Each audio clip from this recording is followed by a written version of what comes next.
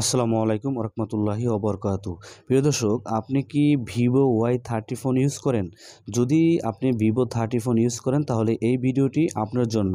প্রিয় দর্শক, দেখুন এখানে ইজি টাচ এই অপশনটি দেখতে পারবেন। জাস্ট এখানে ক্লিক করবেন। ক্লিক করার পরে অনেকগুলো অপশন আছে। এখানে আছে স্ক্রিনশট। এখানে ক্লিক করলে অটোমেটিকলি ফোনের স্ক্রিনশট নিয়ে নেবে। আবার যদি এখানে ক্লিক করি লক হয়ে যাবে। এই লকে ক্লিক করলে লক হয়ে যাবে। তারপরে ব্যাকগ্রাউন্ড আছে, ব্যাক আছে, ক্যালকুলেটর আছে, হোম স্ক্রিন আছে, তারপরে স্ক্রিন রেকর্ডিং এখানে কিন্তু আছে। আপনি কিন্তু ডিফল্টভাবে এই ভিভো Y30তে স্ক্রিন রেকর্ড করতে পারবেন।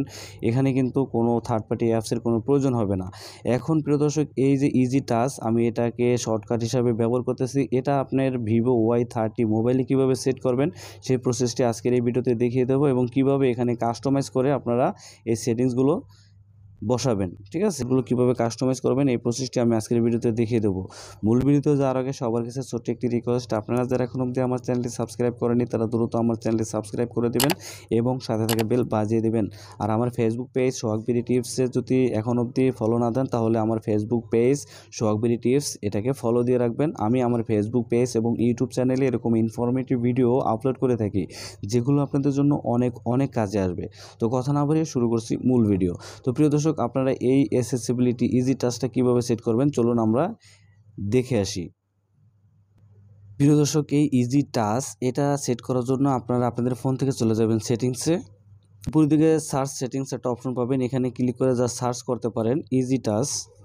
ইজি টাচ লিখে সার্চ করে দিবেন। এই যে উপরের দিকে ইজি টাচ চলে আসবে। আর আপনারা যদি সেটিংসের মধ্যে দেখতে চান তাহলে আমি এখান থেকে ক্যান্সেল করে দিলাম। সেটিংসের মধ্যে দেখাতে গেলে স্ক্রল করবেন, সেটিংসের মধ্যে আসবেন। স্ক্রল করার পরে এই যে এখানে একটা অপশন দেখতে পারবেন, এখানে একটা অপশন দেখতে পারবেন শর্টকাটস অ্যান্ড অ্যাসেসিবিলিটি। জাস্ট এখানে ক্লিক করবেন।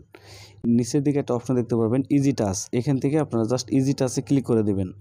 ইজি অপশনটি অফ করা থাকবে। জাস্ট আপনারা এখান থেকে এটাকে ক্লিক করে অন করে দেবেন। আমি অন করে দিলাম। তো অন করে দেওয়ার সাথে সাথে দেখতে পারবেন এই সেটিংসগুলো আমার এখানে চলে আসছে। আর দেখছেন ইজি টাচের যেই বলটা সেটা কিন্তু এখানে চলে আসছে। এখন প্রিয় দর্শক, এই যে এখানে যদি আমরা ক্লিক করি তাহলে দেখতে পারবেন এই শর্টকাটগুলো, স্ক্রিনশট আছে, লক স্ক্রিন আছে, ব্যাকগ্রাউন্ড আছে, ব্যাক আছে। এখান থেকে ক্লিক করে জাস্ট ব্যাকে চলে যেতে পারবেন। তো এখানে শর্টকাট হিসাবে এটা কিন্তু চলে আসছে। এখন এই ইজি টাচটা আমরা কিন্তু চাইলে কাস্টমাইজ করতে পারি। কাস্টমাইজ করার জন্য এই যে এখানে একটা অপশন দেখতে পারবেন কাস্টমাইজ মেনু। জাস্ট এই কাস্টমাইজ মেনুতে যদি ক্লিক করে দেন তাহলে দেখি এই যে কাস্টমাইজ মেনুতে ক্লিক করার পরে এরকম একটা ইন্টারফেস চলে আসবে। আপনাদের ইচ্ছা মতো কিন্তু আপনারা এখানে কাস্টমাইজ করতে পারবেন।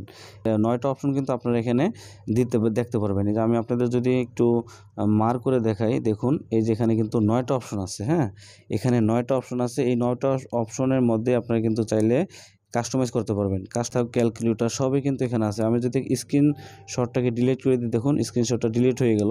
এখন আমরা যদি এখানে অন্য একটা কিছু সেট করতে চাই তাহলে এই যে নিচের দিকে একটা প্লাসের আইকন দেখতে পারবেন। জাস্ট এই প্লাসের আইকনে একটা ক্লিক করে দেবেন।